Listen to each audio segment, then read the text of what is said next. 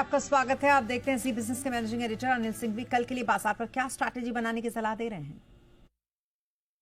कल का सेशन बेहद अहम और बेहद इंटरेस्टिंग होगा। इसकी वजह यह है कि कल बजट सेशन के पहले रविवार को बजट आने वाला है, ट्रेडिंग भी होगी। उससे ठीक पहले ये आखिरी सेशन होगा और ऐसे में बजट में जाने से पहले काफ़ी ट्रेडर्स अपनी पोजीशन हल्की करना पसंद करेंगे, चाहे वो तेजी की हो चाहे मंदी की। ऐसे में ग्लोबल संकेत बहुत ज़्यादा अहम नहीं होंगे। वैसे लग तो यार रहा है कि आज भी अमेरिकी बाजारों में मामला मजबूत रहेगा और लगातार 6 दिन तेजी के बावजूद नेस्डेक आज लाइफ हाई के करीब पहुंच सकता है। S&P 500 लगातार 30 दिन लाइफ हाई बना चुका है। सो अमेरिका से कोई दिक्कत वाले संकेत है नहीं। हमारे अपने संकेतों में अगर लगातार दूसरे दिन आज FIs की तरफ से कैश मार्केट में और नेट लगातार तीसरे दिन खरीदारी का आंकड़ा दिखता है तो कल और जोश बढ़ाने का काम करेगा और बजट से पहले थोड़ी और खरीदारी और शॉर्ट कवरिंग की उम्मीद बनेगी, जिसकी संभावना पूरी है। सपोर्ट बाजार का धीमे धीमे ऊपर की तरफ शिफ्ट होता दिख रहा है। अब कल के लिए जो लेवल सपोर्ट के तौर पर काम करेगा 25,150, 25,300, ये 150 पॉइंट की रेंज रहेगी बेहद मजबूत सपोर्ट।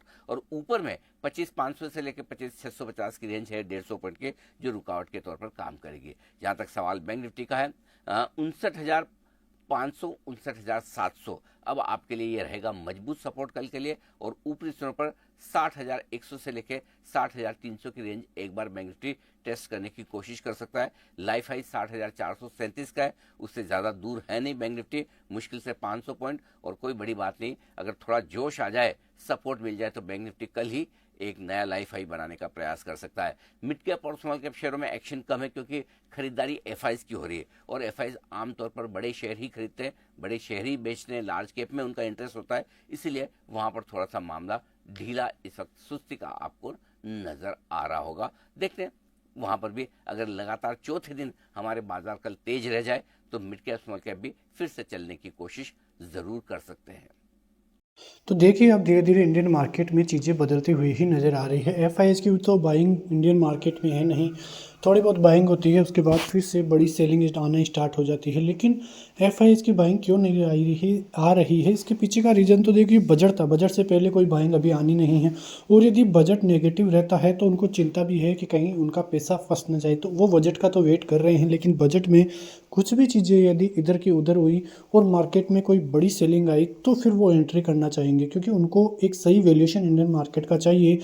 वैल्यूएशन का मतलब उनके हिसाब से ये नहीं कि मार्केट में गिरावट ही हो, उनके हिसाब से वैल्यूएशन का मतलब कि उनका पैसा बनना चाहिए। यदि मार्केट 27,000 पे होगा, 30,000 पे होगा तो भी उनको फ़र्क नहीं पड़ता है, वो एंट्री लेंगे, उनका पैसा बनेगा। और वो एंट्री ऐसे टाइम पे लेते हैं तो उनकी एंट्री इस टाइम पे इसलिए होती है और उनको प्रॉफिट क्यों होता है, इसके पीछे का रीज़न भी मैं आपको बताऊं तो उनका पैसा लगा होता है बहुत बड़ी मात्रा में, 10,000 करोड़, 20,000 करोड़, 50,000 करोड़। तो वो नहीं चाहेंगे कि उनका पैसा जाता हुआ नजर आए और इसी वजह से उनको लगभग प्रॉफिट ही होता है। तो वेट कीजिए FIs की एंट्री का, क्योंकि जब तक FIs की एंट्री इंडियन मार्केट में नहीं होगी, कोई बड़ी रैली और आपके पोर्टफोलियो में आपको ग्रीन देखना चाहते हो तो उसके लिए तो FIs की एंट्री बहुत ज़रूरी है। पिछले एक साल में जो हालत FIs ने इंडियन मार्केट की है, मार्केट तो ऑल टाइम हाई पे है, लेकिन आप समझ सकते हैं कि आपके पोर्टफोलियो के क्या हालात अभी बने हुए हैं। और जिस प्रकार से ऑपरेटर अभी मार्केट में एक्टिव भी है, वो पैसे कमाने देना ही नहीं चाह रहा है कि जो रिटेलर है वो मार्केट में पैसा कमाए, वो नहीं चाह रहा है बिल्कुल भी। और ऐसी हालत यदि आगे भी रही तो दिक्कतें फिर इंडियन मार्केट की तरफ से और ज़्यादा बढ़ती हुई नज़र आएगी। तो देखना होगा कि किस प्रकार के हालात आने वाले दिनों में इंडियन मार्केट के बनते हुए दिखाई देते हैं, किस प्रकार के हालात इंडियन मार्केट में आगे रहते हुए नज़र आएंगे। तो आज जिस प्रकार से रिकवरी देखने को मिली, काफ़ी अच्छी रिकवरी तो थी।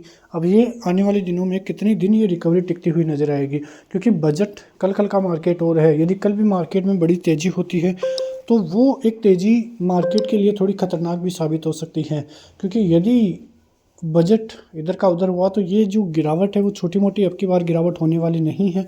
अब की बार गिरावट करीब 5 से 10% की होने वाली है और ये गिरावट के बाद ही एंट्री FIs की होगी और ये गिरावट के बाद ही मार्केट में भी कुछ ना कुछ बूस्ट मिलता हुआ नज़र आएगा।